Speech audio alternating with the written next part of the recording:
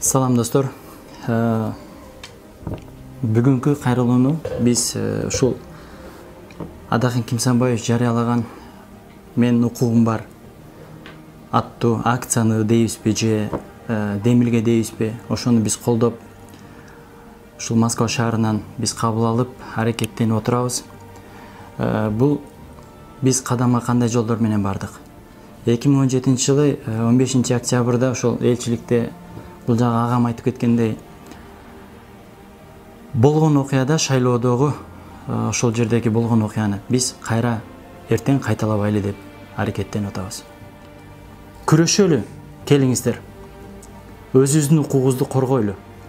Эми бул кайрылуубузда биз президентке, өкмөткө жана жогорку кеңешке, Боршайкомго кайрылабыз. Келерки шайлоодо кайра мындай болбосун биз талап кылалы. Талабыбыз мындай: Кыргыз Республикасынын баш мыйзамында 2-беренесинин 1, 2, 4 пункттарында, 6-беренесинин 1 пунктунда жана 52-беренесинде көрсөтүлгөн жарандык укукту пайдаланып төмөнкүлөрдү талап кылабыз. Россия Федерациясында убактылуу иштеп жүргөн кыргыз жарандарынын баш мыйзамында көрсөтүлгөн шайлоо укугун камсыздап берүүсүн талап кылабыз. Мамлекеттик статистикалык комитетинин маалыматы берген чет элде жүргөн 710 миңден ашык кыргыз жарандарына шайлоо укугун камсыздап берүүсүн ар бир 2000 шайлоочуга бирден участка ачып берүүңүздөрдү биз талап кылабыз.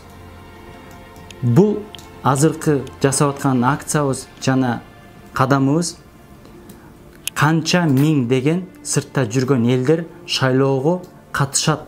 Ошонун астында биз мындай кылып бланка кагаздарды чогултуп, сиздердин ордуңуздарда биз кызмат кылайлы деп атабыз. Келиңиздер, өкмөт баш болуппу, президент баш болуппу, биз менен керек болсо сиздер көмөктөшүңүздөр. Биздин талабыбызды аткарбасаңыздар, шайлоодо ошончолук бузуулар болсо, бут тосуулар болсо, анда эл бунусуна чыдабайт да, карап да турбайбыз. Биз ал шакка даярбыз. Рахмат.